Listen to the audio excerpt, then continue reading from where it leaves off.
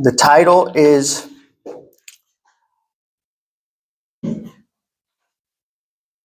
a horse, C-O-L-T,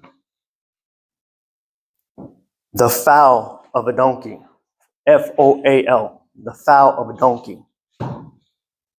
Why such a unique name is because we're going to read in the scripture a lot of misunderstandings of what it's saying. And to this day, biblical scholars have wrote about this passage, and they think that there is some kind of misunderstanding in it. And I studied it, and I don't think there's a misunderstanding. I'm going to explain it. And you could go over it yourself and see what the Lord tells you. Right? So we're going to start at Genesis 49:11. And the reason why I had this at the end, but the Lord told me put it at the beginning. And it's because the Lord predestined, by foreknowledge, right? He's seen it ahead of time, and he's doing things to show us that something's going to happen in the future at this time, which to us is the past, right? But Jesus Christ, it's a messianic prophecy. It's Jacob's last words, some of the last words he said to his son Judah. And we know Jesus came from the tribe of Judah. So Genesis 49:11 says, bind his donkey to the vine. Who's the vine? Jesus Christ. And his donkey's colt in the choice vine.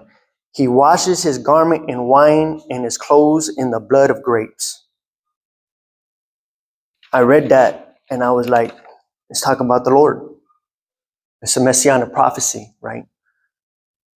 The donkey and his colt tied to a grapevine, and the grapevine washes the clothes. And the grapevine, Jesus says, what? It's the wine, right? It's his blood.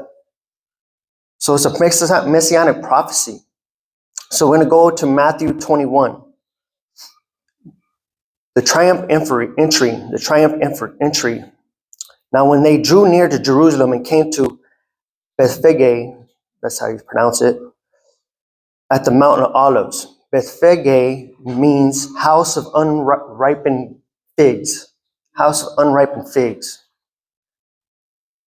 Because Israel is not producing ripe fruit. The Mount of Olives is where Jesus ascends to heaven to be with the Father. The Messianic prophecies, that's where the Messiah is going to come back and judge the nations. So he's coming to this place.